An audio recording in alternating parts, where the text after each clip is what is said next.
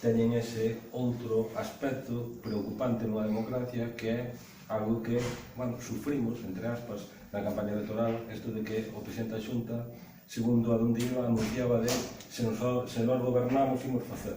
Pois é curioso que no caso de Bergantiños, unha obra pendente durante moitísimos anos, como era o dragado do porto de Laxe, justamente, agora que hai un cambio de cor no goberno municipal, contentos, que é unha cousa moi curiosa.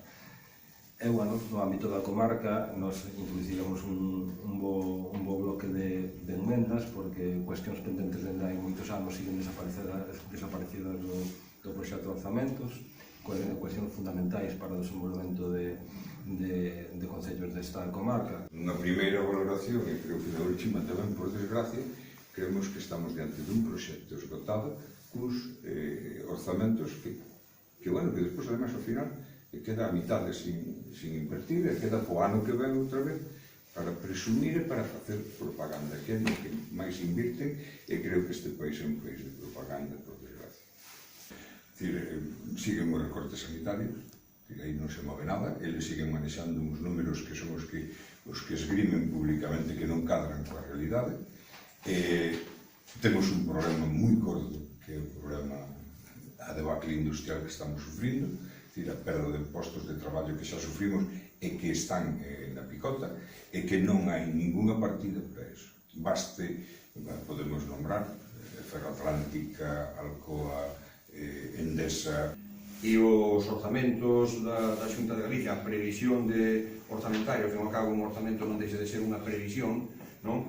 Pois é unha previsión ben cativa, non? É verdad que por fin aparecen documentos que tiñan que estar xa executados por deles, o caso da circunvalación ou ampliación do polígono, e aparecen unhas cuantías absolutamente insuficientes para acometer as necesidades urxentes e imperiosas que ten un concello como Carballo ou que ten unha sociedade como a carballesa. E aquí non é xa unha percepción de un goberno municipal ou de unha alternativa política. Coincidimos plenamente ca sociedade carballesa, co empresariado carballés, en que o polígono necesita ampliación urxente que non se vai poder acometer en breve plazo cas consignacións económicas que figuran nos orzamentos para os próximos anos, e necesita urxentemente a circunvalación, que tampouco se vai a poder acometer con urxencia cos orzamentos que están consignados. E despois tamén hai outra cuestión que nós coincidimos absolutamente co empresariado carballés, o empresariado carballés tamén coincide absolutamente con nós, porque temos a mesma lectura. A circunvalación hai que determinar cal é o punto de entronque, desde onde empeza a circunvalación de Carballo.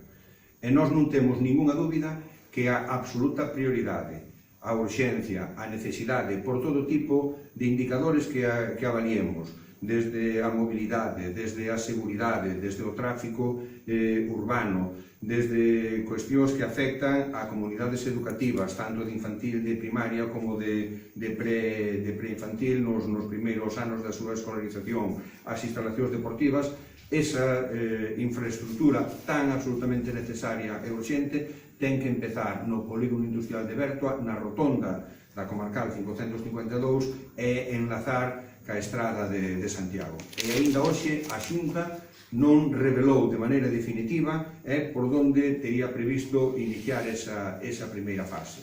E aí está a clave, unha das claves precisamente para solucionar o problema do polígono industrial, da mobilidade que precisa, do altísimo número de vehículos de tráfico pesado que salen continuamente do polígono de Bertoa, e a medida que se siguen ocupando e postos en servicio as novas naves, pois cada vez son máis, e así se está a demostrar, pois que o lóxico, o imperioso, o urxente é facer esa primeira fase desde o polígono hacia a estrada de Santiago. Na reunión que mantivemos esta semana con representantes do empresariado do polígono carballés, daban datos que eran absolutamente demoledores.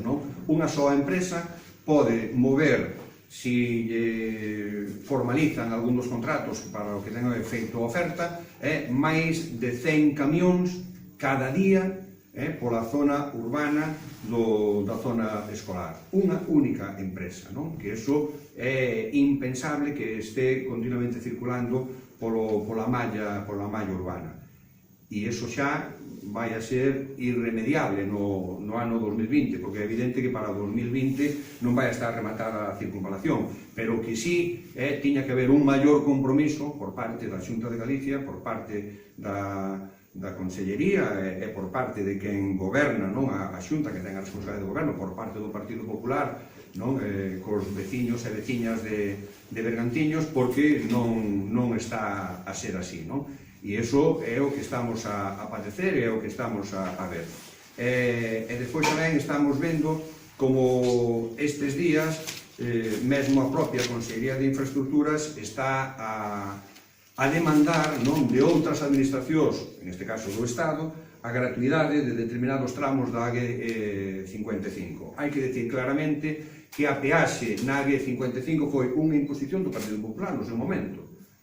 Foi unha penalización que se lle infrinxiu a todos os ciudadanos de Carballo, de Bergantiños e de toda a Costa da Morte, nadie sabe o porqué.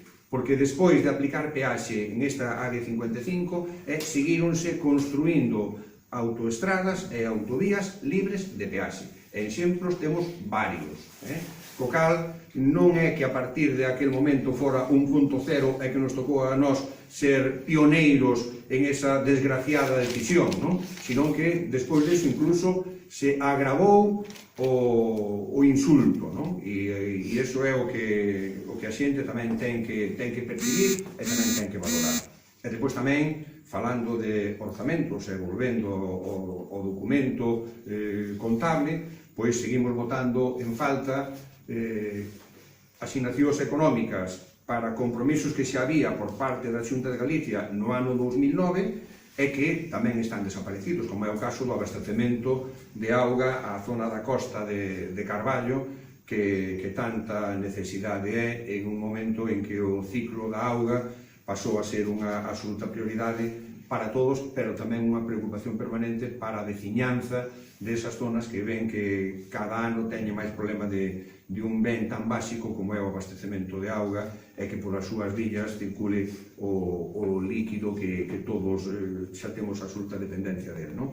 Entonces, tampouco figura nada, e xa podíamos entrar en outras cuestións menores, pero se un analiza os números, vemos que realmente o que figura por habitante na comarca de Bergantiños, nomeadamente no concello de Carballo, é unha porcentaxe moi reducida, moi reducida.